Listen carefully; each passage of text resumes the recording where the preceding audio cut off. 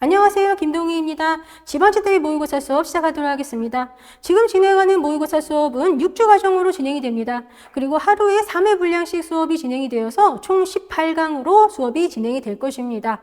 그리고 지방채 대비 모의고사 수업도 국가직 대비 모의고사 수업과 마찬가지로 먼저 문제를 다운받아서 문제 푸시고 나서 수업을 들어주세요.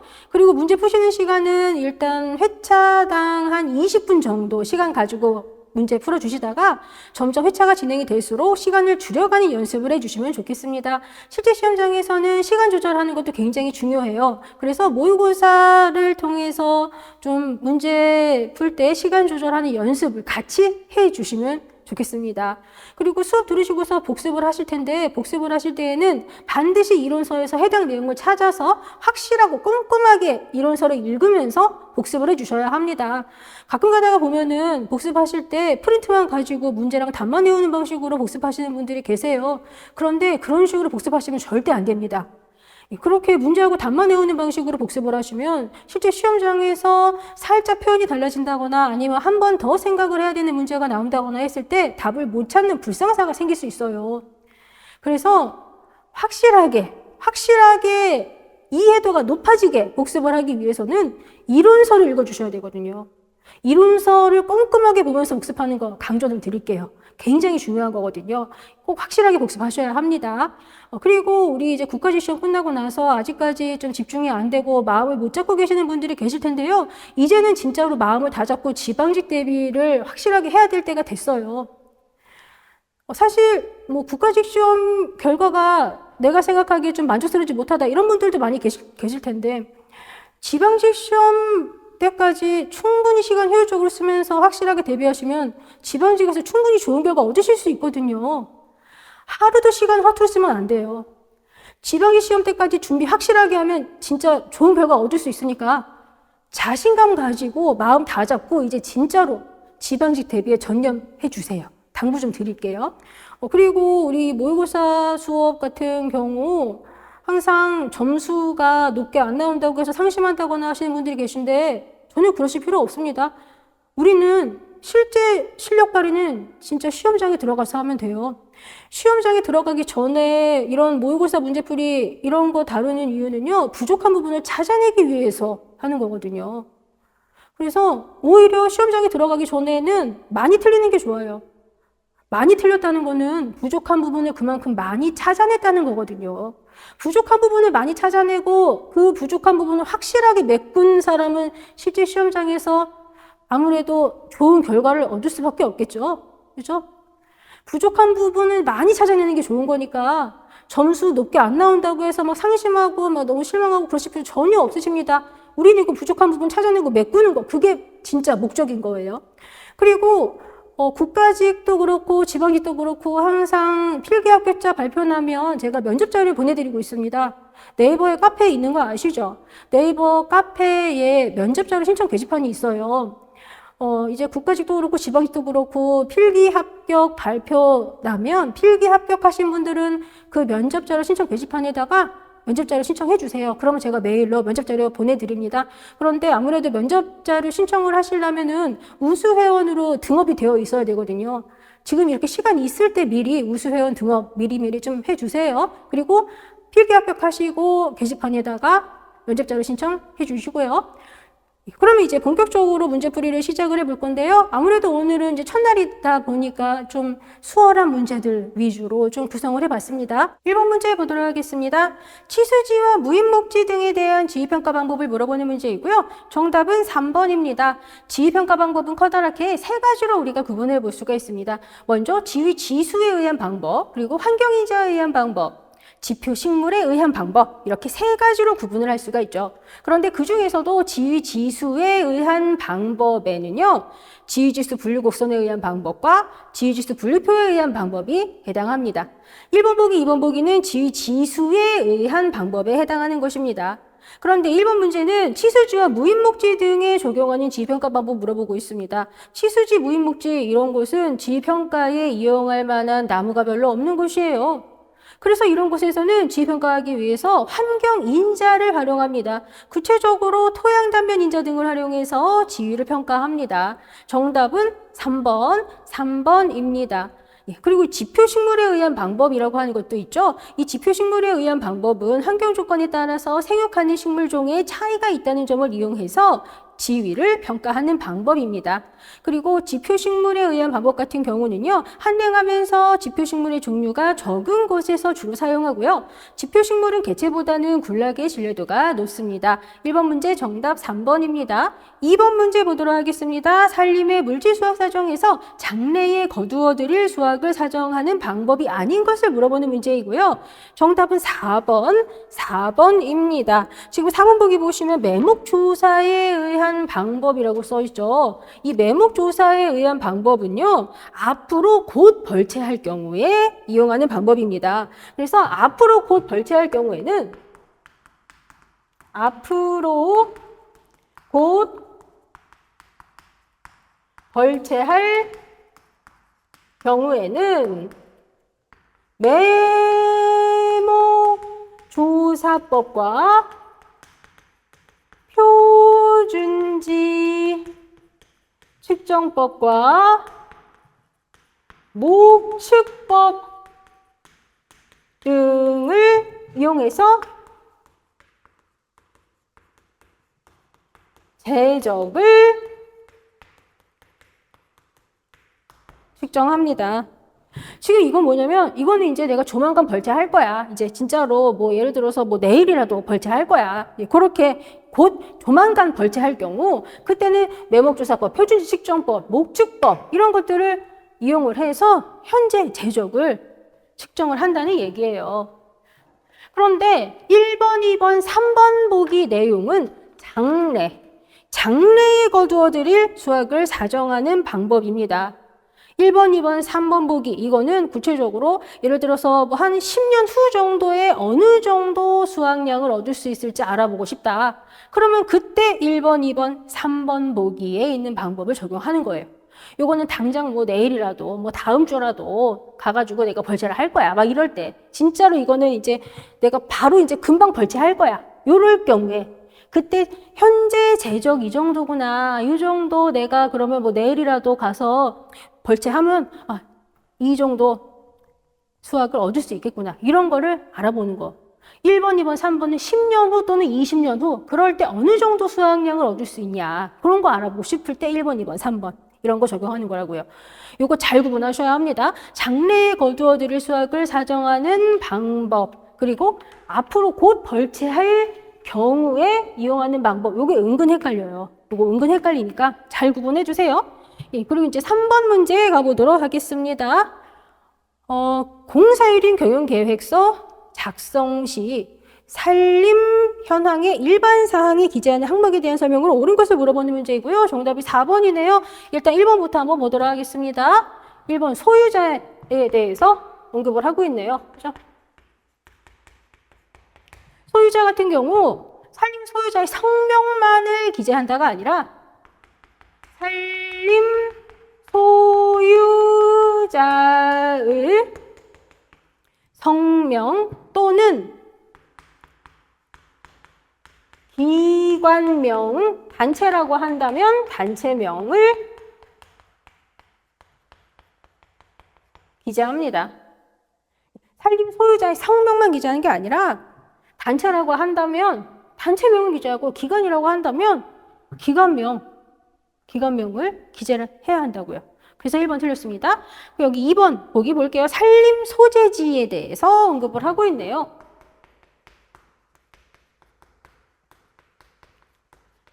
산림 소재지 같은 경우 경영계획 편성지의 시군구까지 기재한다? 경영계획 편성지의 시군구 읍면동리까지 기재하잖아요. 그죠? 시군구 읍면 동리까지 기재합니다. 시군구 읍면 동리까지 기재해요. 그래서 2번 보기 틀렸습니다.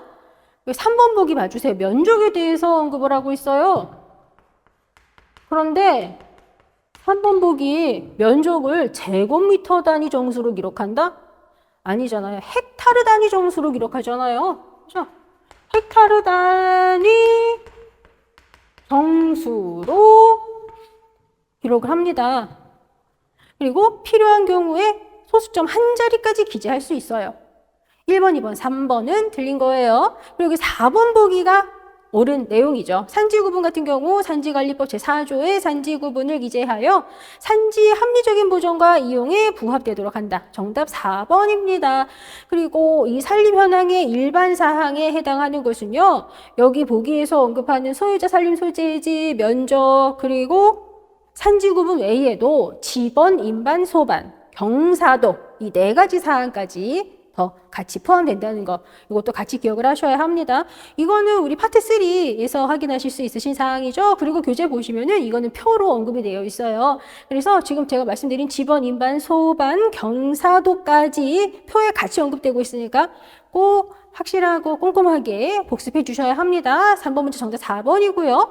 그리고 이제 4번 문제 보도록 하겠습니다. 어떠한 단일 품목을 생산하는 과정에서 다른 생산품이 자동적으로 생산되는 것은 결합 생산이죠.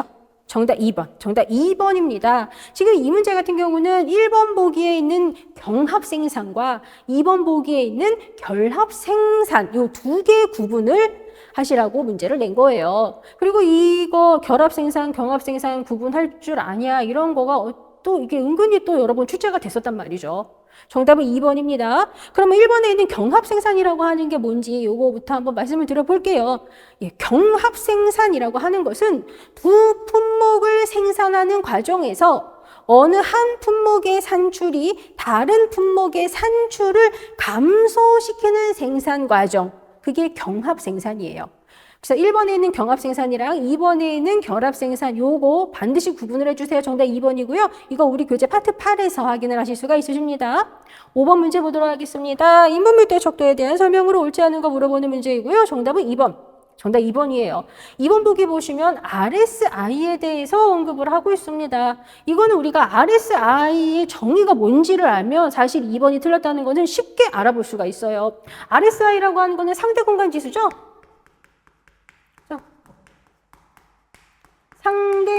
상대공간지수 이게 RSI이에요. 그죠? 그리고 이 상대공간지수라고 하는 것은 우세목 수고에 대한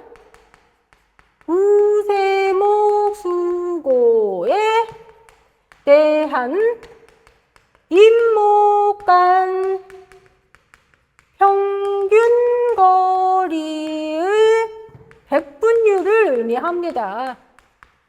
그죠? 우세목 수거에 대한 임목간 평균 거리의 백분율을 의미하는 거라고요. 상대공간 지수가. 그래서 정답이 2번인 거죠. 저 RSI가 25%라고 한다면 그거는 우세목 수거에 대한 임목간 평균 거리의 백분율이 25%라는 얘기인 거잖아요. 그래서 정답이 2번이 되는 것입니다. 그리고 이 RSI가 25%라고 하는 거를 좀 단순하게 좀 더 쉽게 표현을 해본다면 한마디로 나무들이 평균적으로 우세목 수고의 25%만큼씩 떨어져 있다더라. 그런 것을 의미를 하는 것이죠. 그리고 여기 1번 보기 한번 볼게요. 흉고 단면적에 대해서 언급을 하고 있습니다. 일단 이 흉고 단면적이라고 하는 것은요. 한 인분 내의 모든 인목들의 흉고 단면적 합계를 의미합니다.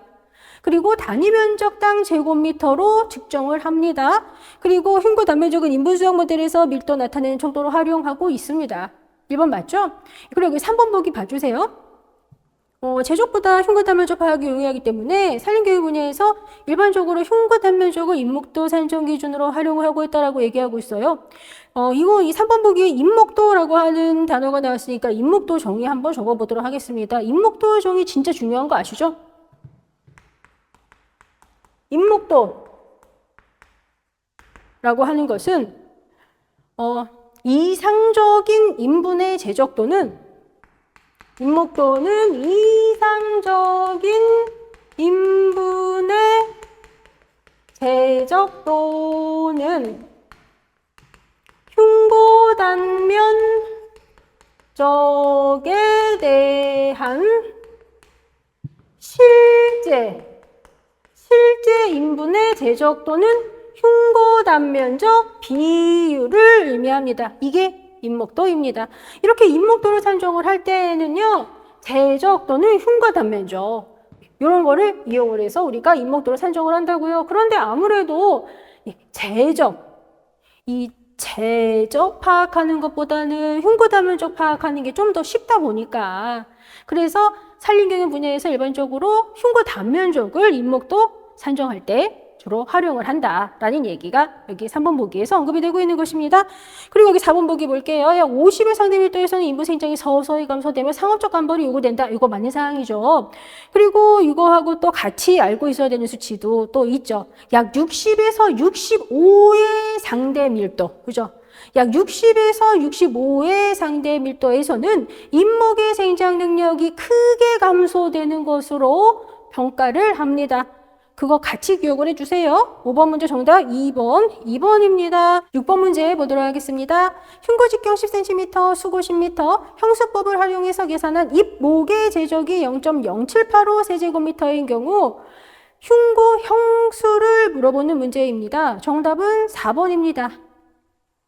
입목의 제적을 계산하는 방법 중에서 형수법 공식 칠판에 한번 적어보도록 하겠습니다. 4분의 파이 곱하기 흉고직경 제곱 곱하기 수고 곱하기 형수. 이게 입목의 제적을 계산하는 방식 중에서 형수법 계산 공식입니다. 그죠? 그리고 4분의 파이 곱하기 흉고직경 제곱, 이거는 흉고 단면적. 그죠? 흉고 단면적 곱하기 수고, 여기까지 하면 원기둥 부피. 그리고 이 원기둥 부피에다가 형수를 곱하면 그러면 입목의 제적이 계산이 되는 것이죠. 그리고 지금 4분의 파이 곱하기 흉고직경 제곱, 이거는 원의 면적 구하는 공식인 거죠. 그리고 이거는 반지름 제곱 곱하기 3.14. 요거랑 결국 똑같은 거예요. 그죠? 그러면 일단 공식을 적어 봤으니까 주어진 조건들 여기다가 한번 대입을 한번 해볼게요. 그런데 4분의 파이라고 하는 거, 4분의 파이 값이 몇인지는 그냥 아예 암기하고 계시는 게 훨씬 편하실 거예요. 암기해 주세요라고 제가 기출문제 풀이 수업을 할 때 좀 말씀을 드렸었어요. 4분의 파이는 0.785입니다. 이거는 그냥 암기해 두시는 게 편하실 거예요. 그러면 4분의 파이는 0.785 이거 곱하기 흉고직경 제곱. 흉고직경 같은 경우는 지금 보니까 10cm잖아요. 그러면 10cm는 0.1m니까 아예 미터 단위로 바꿔서 0.1m의 제곱 이렇게 쓸게요. 그리고 곱하기 수고는 10m니까 미터 단위 그냥 그대로 10 이렇게 쓰면 되죠. 그래서 4분의 파이 곱하기 흉고직경 제곱 0.1m 제곱 곱하기 수고 10m 곱하기 형수. 이렇게 계산을 한 결과값이 0.0785라는 얘기예요. 지금 이게 0.0785라는 얘기죠. 그러면 일단 0.785 곱하기 0.1의 제곱 곱하기 10 여기까지 딱 계산을 해보면 그러면 답이 4번이구나 바로 나오셨을 거예요. 그죠? 여기까지 계산한 결과가 0.0785거든요. 그러면 여기까지 계산한 게 0.0785니까 형수값은 1이라는 거지. 그죠? 그래서 0.0785 곱하기 1 해서 0.0785 이렇게 나왔다는 얘기가 되는 거죠. 그래서 6번 문제 정답 4번. 정답이 4번이 됩니다. 이제 7번 문제 보도록 하겠습니다. 작업금 면적 100헥타르, 윤발기 50년, 회기년 10년일 때 법정 택발료를 물어보고 있네요. 이거 법정 택발료 계산하는 거는 뭐 아주 쉬운 계산이죠. 그렇죠? 법정 택발료라고 하는 것은 U분의 200 곱하기 100위년 이 공식 적용하면 되고요. 이거는 진짜 우리 교재 파트 2에 있는 여러 가지 공식들 중에도 진짜 쉬운 공식이죠? 그러면 주어진 조건 보니까 윤벌기 50년이잖아요. 그러면 50분의 200 그리고 회기년이 10년이래요. 그렇죠? 그러면 50분의 200 곱하기 10을 딱 했더니 40%가 나오네요. 그래서 7번 문제 정답 4번. 정답 4번입니다. 8번 문제 보도록 하겠습니다. 인분 구조에 대한 설명으로 옳은 것을 물어보는 문제이고요. 정답 1번. 정답 1번입니다. 인분 구조는 개체물 크기가 공간적으로 어떻게 분포되어 있는가를 나타내는 것으로서 흉고, 직경 및 수고 분포로 인분의 종점 및 행적 구조를 파악하고 있다. 이게 맞는 사항입니다. 그래서 이거 흉고, 직경을 이용을 하면은 행적 구조 파악을 할 수가 있겠고요. 그리고 수고를 이용을 하면 종적 구조를 파악을 할 수가 있어요. 8번의 정답은 1번입니다. 그러면 2번 볼까요? 2번 어떻게 틀렸어요? 동령님의 인분 구조는 일반적으로 평균 직경급에서 최소.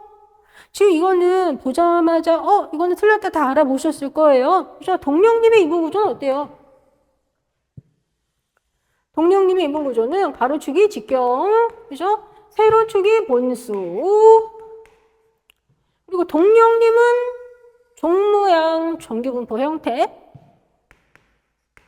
동령님은 종모양 정규분포 형태이고, 그리고 이령님 같은 경우는 역제자형이잖아요. 가로축은 직경, 세로축은 본수라는 거 똑같고요. 그렇죠? 요것만 생각하면 되잖아요. 보니까 어때요? 동령님은 평균에서 본수가 제일 많아요. 그래서 동령님의 인분 구조는 평균 직경급에서 최대 인목 본수를 나타내죠. 그렇죠? 평균 직경급에서 최대 인목 본수를 나타낸다고요. 그리고 평균에서 멀어질수록 본수가 점차 감소되잖아요. 그래서 동령님 같은 경우는 전형적인 종 모양의 정규분포 형태를 나타내죠. 2번 틀렸죠. 3번 볼까요? 이령립을 10년의 연급으로 구분을 한다면 각 연급은 역제자 형태의 분포를 보인다? 이령님 같은 경우 이렇게 역제자형인데요. 그런데 이령님도 10년 연급으로 구분을 한다면 각 연급은 종 모양으로 나온다고 여러 번 우리 언급했었죠? 이렇게 된다고요. 그래서 이령님 같은 경우 10년 연급으로 구분을 한다면 각 연급은 동령님과 같은 종 모양 인분 구조를 보입니다. 그런데 이런 다양한 연급에서의 인목 본수 분포의 합이 역제자형 이령님 인분 구조를 이루고 있는 거라고요. 10년 단위로 잘리면 이령님도 이런 모양인 거고, 그죠? 그리고 여기 4번 봐주세요. 이령님이 임령이 증가할수록 평균 직경급으로부터 분산되는 정도가 점차 강해져서 분포가 점차 넓어진다? 4번 같은 경우는 이령님이 아니라 동령님. 동령님이 임령이 증가할수록 평균 직경급으로부터 분산되는 정도가 점점 강해져서 분포가 점차 넓어진 형태를 보이죠. 4번은 이령님이 아니라 동령님. 그죠? 그래서 8번이 정답 1번입니다. 사실 이런 인분 구조와 관련된 문제는 진짜 많이 다뤄진 사항이기 때문에 이거는 실수하지 않으셨다면 답을 찾으셨을 거예요. 9번 문제 보도록 하겠습니다. 작업시간 비례법에 의해서 감가상각비를 계산하라는 문제네요.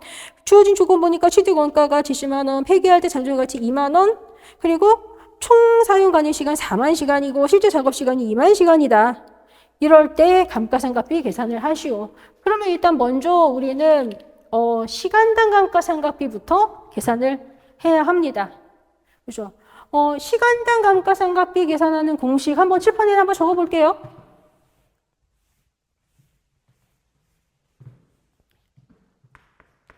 시간당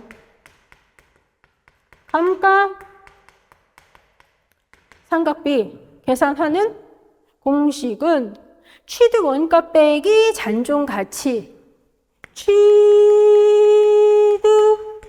원가 빼기 잔존 가치 나누기 추정 총 작업 시간. 이 공식을 적용해서 시간당 감가상각비 계산합니다. 그리고 총감가상각비는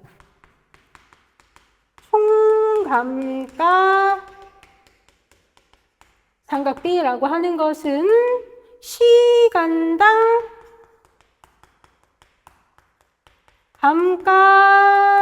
감가상각비 곱하기 실제 작업 시간.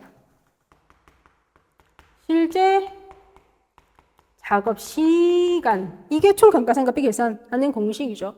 그럼 먼저 시간당 감가상각비 이거부터 한번 수치 넣어서 계산 한번 해볼게요. 주어진 조건을 딱 보니까 취득 원가 70만 원,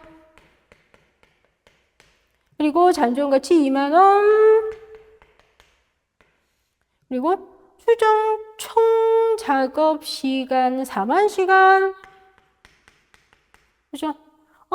그러면 딱 이렇게 계산을 딱 했더니 70만 빼기 2만 나누기 4만 했더니 이 값은 17이라고 하는 결과가 나옵니다. 그죠? 그러면 총감가상각비는 17 곱하기 실제 작업 시간 2만 시간. 2만 시간. 그죠? 그래서 34만. 이렇게 되네요. 그죠? 이거 작업시간 비례법 계산하는 이 공식 잘 기억하셔야 돼요. 그죠? 그래서 작업시간 비례법 계산하는 공식 요거 사실 많이 본 사항인데 이게 막상 문제를 풀려고 그러면 갑자기 생각이 안 난다거나 하는 분들이 많거든요. 요거 잘 기억하고 계셔야 합니다. 그래서 정답이 1번입니다. 시간당 감가상각비 17원, 총 감가상각비 34만 원. 정답 1번이에요. 10번 문제 보도록 하겠습니다. 직경 테이프 원리를 이용을 해서 임목외인고 직경 추정을 했을 때 약 30cm라고 하는 결과가 나왔대요. 일반 줄자를 이용해서 임목외인고 둘레를 측정한 값이 몇 cm냐를 물어보는 문제입니다. 지금 이거 같은 경우는 원둘레 계산하는 공식을 우리가 생각할 줄 알면 되죠. 그죠? 원둘레는 지름 곱하기 3.14잖아요. 자, 원둘레는 지름 곱하기 3.14예요. 이것만 생각하면 된다고요. 그러면 지금 주어진 조건을 딱 보니까 흉고직경이 30cm라잖아. 흉고직경 30cm. 30 곱하기 3.14 이렇게 하면 흉고 둘레 값이 나오는 거지. 그렇죠? 그러면 30 곱하기 3.14 계산을 한번 해보면 이 값은 약 94. 정답이 3번. 정답이 3번입니다. 원둘레는 지름 곱하기 3.14 이것만 알면 돼. 사실 이게 진짜 쉬운 계산인데 우리가 항상 공부할 때 쉬운 계산은 대충 보고 그리고 좀 어려운 계산은 진짜 열심히 공부한단 말이에요. 그러다 보니까 오히려 시험장에서 진짜 이렇게 쉬운 계산하는 문제 나왔을 때 여기서 틀리고 나오시는 분들이 많아요. 평소에 너무 쉽다고 생각해가지고 얘를 대충 보고 넘어갔거든. 그런데 오히려 이런 게 실제 시험장에서 발목 잡을 수가 있어요. 이런 거 헷갈리시면 안 됩니다. 10번 정답 3번입니다. 11번 문제 보도록 하겠습니다. 법정 추적 계산하세요 라고 하는 문제예요. 지금 이 회차는 1회차다 보니까 계산들도 아주 기본적인 것들 위주로 제가 문제를 넣었어요. 그리고 법정 추적 계산하는 공식 이런 거 우리가 다 알고 있잖아요. 그죠? 일단 벌기수학에 의한 방법으로 법정 추적 계산해라. 벌기수학에 의한 방법. 이거 지금 수학표를 줬지만 수학표에 의한 방법이 아니라 벌기수학에 의한 방법으로 계산하라는 얘기예요. 이거는 문제를 제대로 안 읽고 이거 표가 있으니까 무조건 내 마음대로 수학표에 의한 방법 적용해서 계산한다거나 이런 실수가 있을 수 있어요. 문제를 잘 읽어주셔야 되는 거예요. 그리고 지금 윤벌기 40년 이렇게 되어 있죠. 그러면 윤벌기 40년이다. 그러면 2분의 40 곱하기 벌기 40년. 그죠? 문제에서 지금 윤벌기 40년이라고 했으니까 이 표는 임령 10, 20, 30, 40, 50까지 이렇게 표에는 언급을 하고 있지만 윤벌기 40년이니까 50년대 기준값 이건 우리 필요 없어. 그죠? 그래서 2분의 40 곱하기 그 40년대의 제조 150 여기까지 하면 이거는 헥타르당 값이죠. 이거는 헥타르당이고 우리는 연계 실제 면적을 곱해줘야죠. 작업급 면적이 100헥타르이고 그리고 윤벌기 40년이니까 100 나누기 40 이거를 곱해줘야지 100 나누기 40 이게 연계 실제 면적인 거잖아요. 그죠? 그래서 2분의 40 곱하기 150 여기까지 하고 끝내버리면 안 돼요. 그래서 이거는 헥타르당 값인 거고 우리는 연계 실제 면적 곱해줘야 합니다. 그래서 40분의 100 이거 곱해준다는 거 헷갈리시면 안 돼요. 그러면 이거 딱 계산을 해봤더니 이거는 7,500이라고 하는 결과가 나오죠. 정답이 그래서 3번이 됩니다. 그리고 12번 문제 보도록 하겠습니다. 회기년 길이 결정할 때 고려할 사항과 가장 거리가 먼 것을 물어보는 문제이고요. 정답 2번. 정답 2번입니다. 회기년 길이를 결정할 때 고려해야 하는 사항 굉장히 많이 출제가 되는 사항이에요. 그런데 세부적인 내용들 그런 건 많이 나오지만 단순히 이렇게 어떤 사항을 고려하냐 이런 거가 나오는 거는 좀 낯설다라고 느끼실 수 있어요. 그렇지만 우리가 이미 다 알고 있는 그런 부분이기 때문에 이것도 이론서 한번 읽어보시면 만약에 이런 문제 나왔을 때 틀린다거나 하실 일은 없으실 거예요. 이따 1번 보기부터 한번 볼게요. 우리 회기년 길이 결정할 때 당연히 조림관계 고려하죠. 그리고 이 조림관계 측면에서 봤을 때에는 회기년이 짧은 게 좋죠. 그리고 이 조림관계 이거는 조림기술적인 측면 그대로 연결시키시면 되는 거였죠. 그리고 여기 이제 3번 봐주세요. 벌채작업 관계 이거 당연히 고려하죠.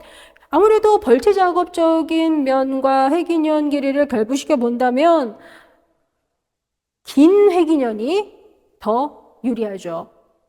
우리가 벌채하고 운반하고 하는 작업을 회기년 짧게 잡아가지고 자주 한다면 굉장히 번거롭고 너무 힘들단 말이에요.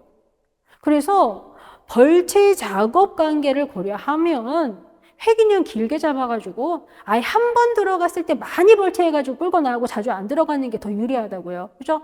그래서 벌채 작업 관계에 관련해서는 긴 회기년, 조림 관계, 조림 기술적인 측면에서는 짧은 회기년. 그죠? 그리고 4번 보시면 기반시설 관계가 당연히 고려하죠. 그죠? 아무래도 우리 임도나 방화시설 같은 거 그게 이제 여기서 언급하는 그런 기반 시설 관계에 그런 관련되는 사항인데요. 임도나 방화 시설 같은 거 설치하느라고 굉장히 돈을 많이 들였다. 그럼 아무래도 한 방에 내가 들인 돈을 회수하고 싶단 말이에요. 그렇게 한 방에 내가 들인 돈을 회수하고자 한다면 많은 벌채를 해서 갖다 팔아야 한 방에 내가 들인 돈을 회수하겠죠. 그럼 많은 벌채를 하기 위해서는 긴 회기년이 필요하겠죠. 그래서 이 기반 시설 관계 이거는 긴 회기년. 요거 우리 교재에 딱 써있는 거 딱 보신 기억이 나실 거예요. 그리고 이 외에도 보호 관계도 고려하죠. 그죠? 산림의 보호적 측면에서 볼 때 짧은 회기년이 좋다더라 이런 거 진짜 많이 봤죠. 그리고 인분 제적과의 관계도 고려해야 하는데요. 인분 제적과의 관계 같은 경우는 구체적으로 택벌된 인분 제적이 택벌 직전 제적으로 회복되는데 필요한 연수를 고려해서 회기년 결정하는 거예요. 정답은 2번. 12번 문제 정답 2번. 정답 2번입니다. 13번 문제 보도록 하겠습니다. 동령님이 우위를 차지하고 있는 산림에서 고전적 수학 조절 방법 이용해서 계산한 수확량을 윤벌기 전체 기간에 대해 조망해 봄으로써 검증하기 위해 알아야 하는 사항에 속하지 않는 거 정답 1번입니다. 지금 이거 13번 같은 경우는요. 문제가 엄청 길게 써 있어요. 그런데 이거 면적 제적 검증법을 이용하기 위해서 필요한 것이 무엇이냐 이거예요. 면적 제적 검증법. 면적 제적 검증법을 이용하기 위해서 필요한 것이 무엇이냐. 그걸 길게 이렇게 써놓은 거예요. 그럼 우리 면적 제적 검증법을 이용하기 위해서 필요한 사항이 4가지가 있었어요. 일단 첫 번째로 연령으로 구분된 모든 산림 면적이라고 하는 거. 요거 알아야 된다라고 했죠. 면적 대적 검증법을 이용하기 위해서 필요한 정보가 4가지가 있다.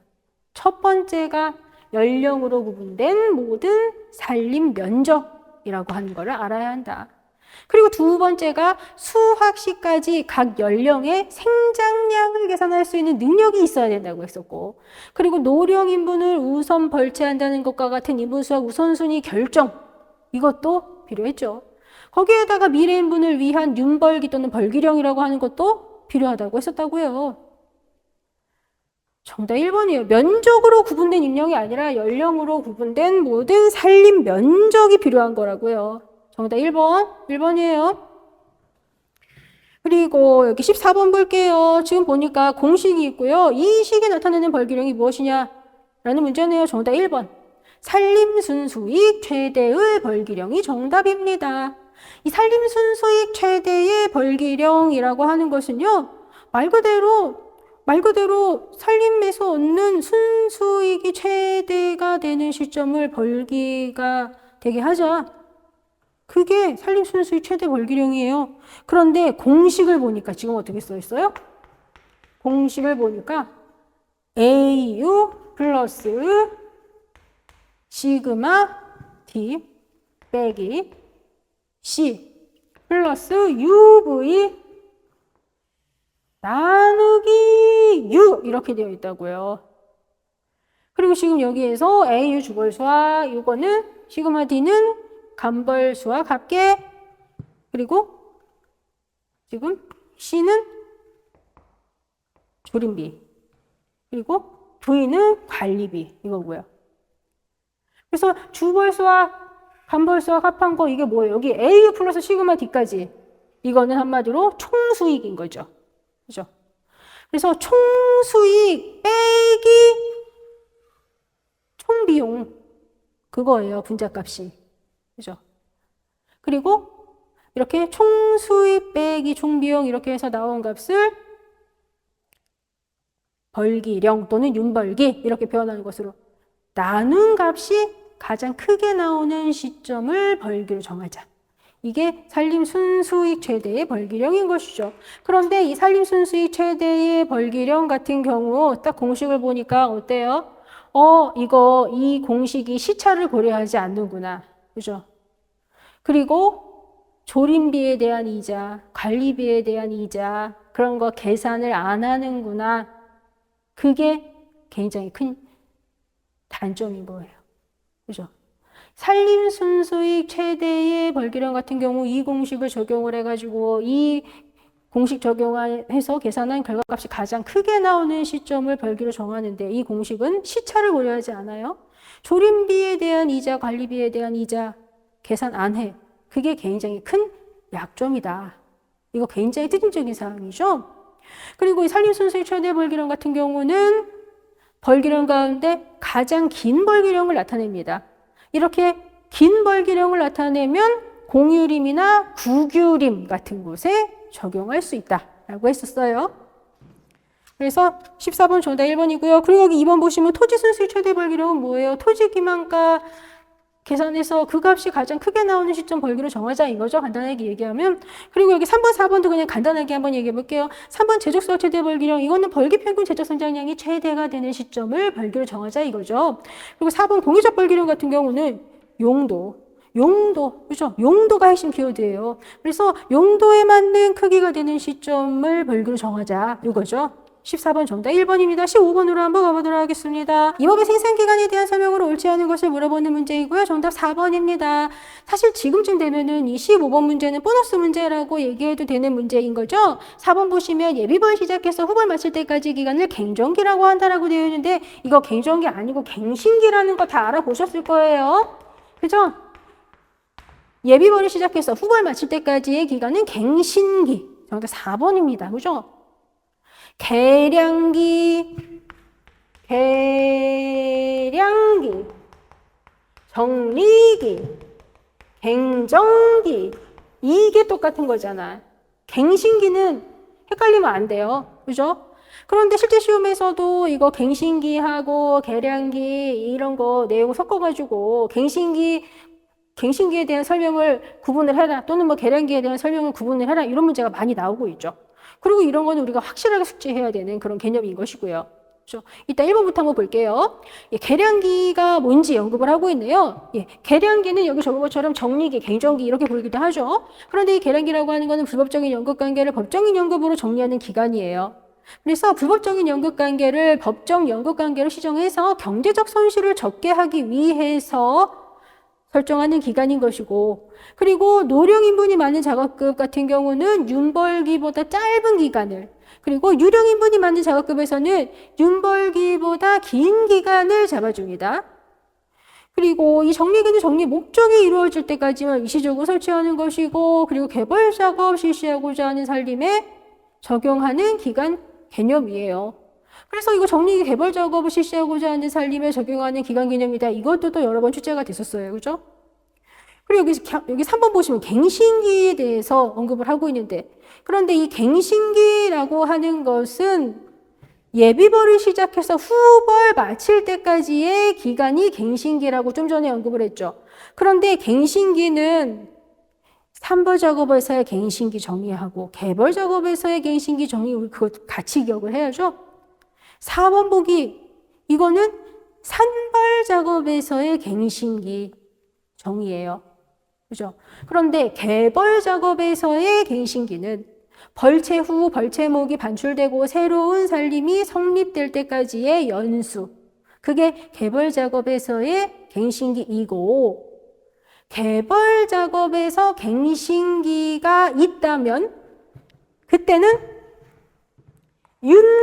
윤벌령 플러스 갱신기가 윤벌기 이렇게 되죠.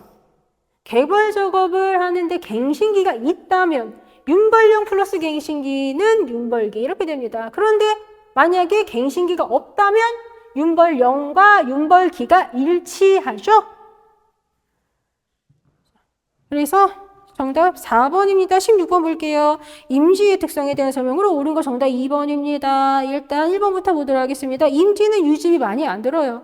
임지는 소모성이 없어요. 임지는 소모성이 없기 때문에 유지비가 적게 됩니다. 1번 틀렸어요. 2번 정답이에요. 한랭한 곳이 많아요. 그래서 임업 이외에 다른 사업에는 적당하지 않습니다. 구체적으로 농업 같은 것을 하기에는 적당하지 않다라는 얘기예요. 정답 2번입니다. 그리고 3번 볼게요. 임지는 유동자본 아니에요. 임지는 매매가 자주 안 되는 고정자본이에요. 임지는 매매가 자주 안 되는 고정자본이에요. 그래서 자본 회수가 어렵죠. 3번 틀렸어요. 그리고 4번도 틀렸어요. 임지는 임업 이외의 용도로 변경될 가능성이 적다가 아니라 변경될 가능성이 많다. 이렇게 되어야지. 그죠? 구체적으로 골프장, 뭐 스키장, 그런 용도로 변경될 가능성이 많아요. 그래서 이거 2번 보기하고 4번 보기 요거를 잘 구분을 하고 계셔야 된다고 이론 수업을 할 때도 제가 강조드렸었거든요. 2번 보기 이거는 임업 이외에 다른 사업에 적당하지 않다. 이거는 농업 같은 거 하기에는 적당하지 않다. 이런 얘기인 거예요. 구체적으로. 그런데 임업 이외의 용도로 변경될 가능성이 많다. 이거는 골프장, 스키장 막 이런 거 생각하시면 된다고요. 그래서 정답이 2번이 됩니다. 이거 잘 구분하셔야 되고요. 17번 볼게요. 투자 사업에 대한 효과 분석에 대한 설명으로 옳지 않은 것을 물어보는 문제이고요. 정답이 4번입니다.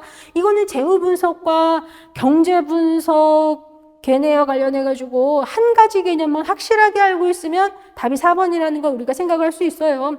이거 재무 분석이라고 하는 거는 개별 사업 자체 내의 입장에서 수익과 비용을 추정을 하는 거잖아요. 한마디로 재무 분석은 회사 차원이죠. 그런데 경제 분석은 어때요? 경제 분석이라고 하는 것은 국가 차원이라고요. 그러다 보니까 회사 차원이랑 국가 차원 두 개 비교 한번 해보면 아무래도 회사 차원 재무 분석보다 국가 차원 경제 분석이 사업의 비용 개념이 국가 차원에서 따져보는 이 경제 분석이 더 넓겠지. 그죠? 그래서 경제 분석에서 사업의 비용 개념이 재무 분석보다 훨씬 넓습니다. 국가 차원에서 아무래도 회사 차원보다 비용 개념 훨씬 더 넓게 다루고 있겠죠? 정답 4번인 거예요. 그리고 이제 18번 문제 보도록 하겠습니다. 임업경영 조직 요소의 구체적 항목에 해당하는 것으로 구성이 된 것. 정답 2번입니다. 2번. 임업경영 조직 요소가 어떤 것이 있는지 한번 적어보도록 하겠습니다. 임업경영 조직 요소. 이거 우리 그저 파트 1에 있는 사항입니다. 수종 벌기령, 수종 벌기령, 작업법. 이거는 우리가 뭐 작업종 뭐 이렇게 표현하기도 하죠. 그리고 또 수학 방식. 이게 임업경영 조직 요소에 해당하는 것들이에요. 그러면 먼저 수종이라고 하는 것. 수종이 구체적으로 장기수, 속성수, 유실수. 수종이 구체적으로 장기수, 속성수, 유실수. 이런 것들이라고요. 혹시 모르니까 적어드릴게요. 장기수, 속성수, 유실수. 이런 거고요. 그리고 벌기령 같은 경우 장벌기, 단벌기. 장벌기, 단벌기 이런 거예요. 그리고 작업법 또는 작업종이라고 쓰는 거. 개벌, 산벌, 택벌 이런 거. 개벌 작업, 산벌 작업, 택벌 작업, 이거 모수 작업 이런 거죠. 수학 방식 같은 경우는 보속 작업, 간단 작업 이런 거예요. 그래서 사실 이거는 경영 조직 요소에 해당하는 것이 수종, 벌기령, 작업법, 수업 방식 이 네 가지다. 이것만 알면 사실 이거는 다 연결시킬 수 있잖아요. 세부적인 거 연결시킬 수 있으니까 이런 세부적인 이런 거 굳이 일부러 외울 필요도 없다고요. 그죠? 기억 봐주세요. 장기수, 이거 수종, 그죠? 장기수, 수종. 그리고 디귿, 단벌기, 단벌기, 벌기령. 그리고 미음, 보속 작업, 수학 방식.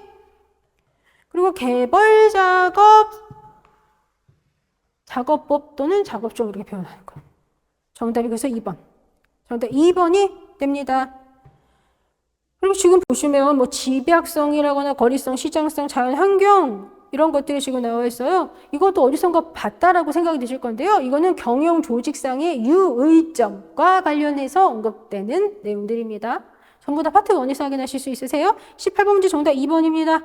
19번으로 가볼게요. 임업경영과 경영 주체와의 관계에서 고려해야 할 사항에 대한 설명으로 옳지 않은 거 물어보는 문제이고요. 정답이 4번이 됩니다. 이런 문제도 우리 굉장히 많이 다뤘었어요. 그리고 국가직대비 모의고사에서도 이런 문제 여러 번 다뤘었고요. 그죠? 일단 4번 어떻게 바뀌어야 하냐면 원료재를 생산을 할 때 여러 수종 선택하고 벌기 짧게 한다? 아니죠. 원료재를 생산을 할 때에는 단일 수종을 밀식해서 개벌 작업을 한다. 이렇게 되어야죠. 원료재 생산할 때는 단일 수종을 밀식해서 개벌 작업을 한다. 이렇게 들어가야 합니다. 여러 수종을 선택하고 벌기를 짧게 하는 거 이런 거는 경영 목적이 농용재 생산일 경우 농용재 생산하는 게 목적일 경우에는 여러 수종을 선택하고 벌기 짧게 하지만 원료재를 생산을 할 때에는 아무래도 좀 특성이 좀 균일한 목재를 대량으로 생산을 해야 하기 때문에 원료재 생산할 때는 단일 수종 밀식해서 개벌 작업합니다. 그죠? 그리고 지금 여기 나와 있는 다른 보기들 뭐 많이 본 거지만 그래도 또 추가적으로도 한번 볼게요. 산림면적이 작을 때는 그때는 수확을 매년 하는 작업을 할 수 없으니까 간단 작업을 한다. 그죠? 아무래도 수확을 매년 하는 작업은 뭐예요? 그건 보습 작업이에요. 보습 작업. 그죠? 그런데 산림면적이 작으면 수확을 매년 하는 보습 작업을 할 수가 없어요. 그러면 이때는 주기적으로 와서 벌채하는 간단 작업을 실시를 할 수밖에 없겠죠.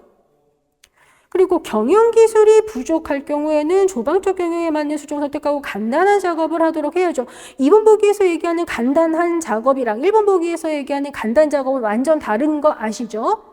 일단 경영기술이 부족하다. 예를 들어서 내가 할 줄 아는 게 풀베기밖에 없어. 그러면 풀베기만 잘 해줘도 되는 그런 수종을 선택을 해서 간단하게 작업을 할 수 있게 해주자라는 얘기인 거예요. 그리고 지금 제가 여기에다가 보기에 넣진 않았지만 재정 상태와 관련된 부분도 한번 또 말씀드려 볼게요. 재정 상태가 넉넉하지 못할 경우에는 벌기령은 짧게 잡아주고 속성수, 유실수 등을 같이 심어야죠. 그리고 재정 상태가 넉넉하다. 그러면 그때는 장기수를 심고 벌기령을 길게 잡아주고요.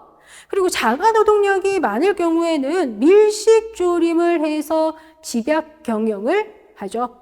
그런데 노동력이 적을 경우에는 아무래도 식재 본수를 줄이고 조방적 경영을 도모해야 하겠죠. 이런 사항들을 우리 되게 많이 본 거기 때문에 이런 내용들은 실수만 안 하시면은 다 충분히 답을 찾으실 수 있는 그런 내용들이에요. 그죠?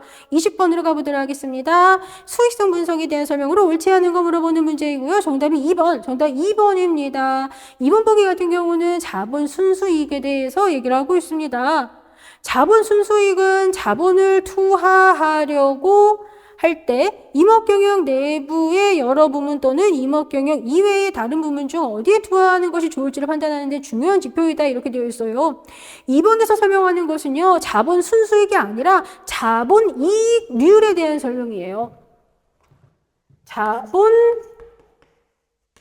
이익률에 대한 내용이에요. 이 자본 이익률이라고 하는 것이 이게 자본을 투하하려고 할 때 임업경영 내부의 여러 부문 또는 임업경영 이외의 다른 부문 중 어디에 투하하는 것이 좋을지를 판단하는 데 중요한 지표가 됩니다. 자본이익률이라고 하는 것, 이거가요. 그리고 자본이익률이라고 하는 것은 투하 자본액 중에서 자본 순수익이 차지하는 비율을 의미하죠. 그래서 자본이익률 계산하는 공식은 투하 자본액 분의 자본 순수익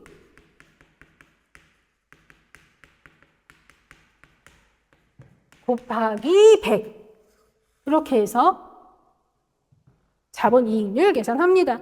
그러면 자본 순수익이라고 하는 것이 무엇이냐? 이거 한번 얘기해 볼게요. 자본 순수익이라고 하는 것은 임업경영에 투하된 자본으로부터 발생한 수익의 크기를 말하는 것이죠. 그래서 이 자본 순수익이라고 하는 것은 임업경영에 투하된 자본으로부터 발생한 수익의 크기를 말하는 것이고 자본 자체의 수익성 효율을 나타내는 것은 아니에요. 그리고 자본 순수익 어떻게 계산하는지 한번 적어볼까요?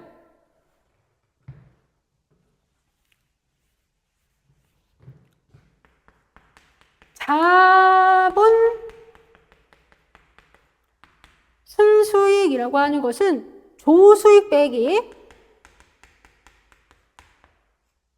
경영비 플러스 가족노동평가액 경영비 플러스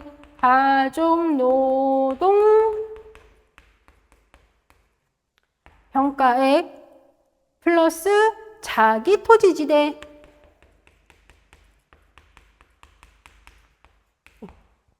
이렇게 해서 자본 순수익 계산합니다. 그리고 조수익 빼기 경영비 이게 뭐예요? 이게 소득이죠. 그래서 이거는 공식을 소득 빼기 가족노동평가액 플러스 자기 토지지대 이렇게도 바꿔볼 수가 있습니다.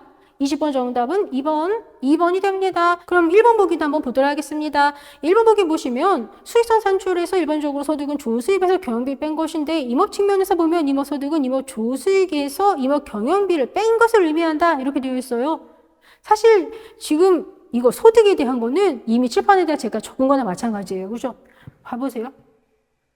조수익 빼기 경영비, 이게 소득이라고 좀 전에 말씀드렸죠. 그죠? 조수익 빼기 경영비가 소득이에요. 그래서 식이 이렇게 바뀌어진 거였잖아요. 결국 조수익 빼기 경영비가 소득이라는 거 칠판에 적은 거, 그게 지금 1번 보기에서 다시 한번 또 언급이 되고 있을 뿐인 거예요. 그리고 이거 자본이익률에 대해서는 또 추가적으로 말씀 안 드려도 되겠고요. 그죠? 그리고 여기 4번 보기 보시면 단위 면적당 토지 순수익에 대해서 언급을 하고 있습니다.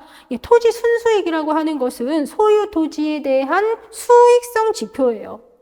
그리고 임업 경영에 투하된 토지로부터 발생한 수익의 크기를 말하는 것입니다.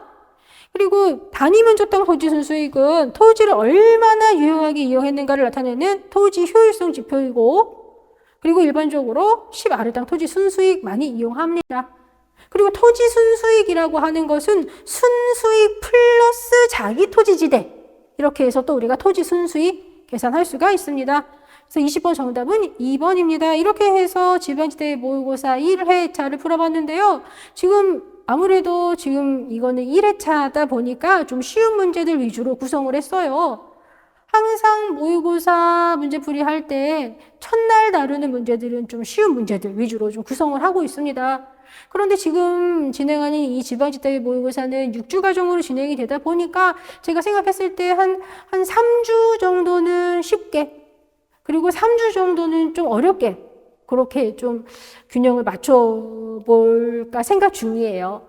그리고 국가지대 모의고사 수업을 할 때도 말씀을 드렸지만요. 모의고사 점수에 너무 연연하실 필요 없으세요. 모의고사 점수 높게 나온다고 해서 실제 시험장에서도 점수 높게 나오라는 법은 없고요. 모의고사 점수가 낮게 나온다고 해서 실제 시험장에서도 점수가 낮게 나오라는 법은 없어요. 우리가 모의고사 문제풀이 수업 이런 걸 진행하는 이유는 실제 시험장에 들어가기 전에 부족한 것을 찾아내고 그걸 메꾸기 위해서 우리가 모의고사 문제풀이 수업도 진행을 하는 거예요. 물론 모의고사 문제풀이 여기에서 좋은 점수가 나오면 굉장히 기분이 좋죠. 그런데 굉장히 기분이 좋지만 그게 독이 될 수도 있다고요. 나 진짜 엄청 잘하네? 난 이거 안 봐도 되겠다. 이렇게 생각하시는 분들이 가끔 가다가 아주 드물게 있어. 그러면 그런 분들 같은 경우는 사실 실제 시험장에서 오히려 낮은 점수를 맞고 나오시는 경우가 생겨요. 모의고사 문제풀이는요, 오히려 점수가 안 나오는 게 좋아요. 그래야지 끝까지 긴장 놓지 않고 열심히 공부할 거 아니에요. 그리고 부족한 부분을 많이 찾아내는 사람이 부족한 거 많이 메꾸고 시험장 들어가게 되는 거예요. 그러면 부족한 거 많이 메꾸고 시험장 들어갔으면 당연히 실제 시험장에서 좋은 결과 얻으실 수 있겠죠? 모의고사 점수에 너무 연연하지 마세요. 그럼 잠시 쉬었다가 2회차 보도록 하겠습니다.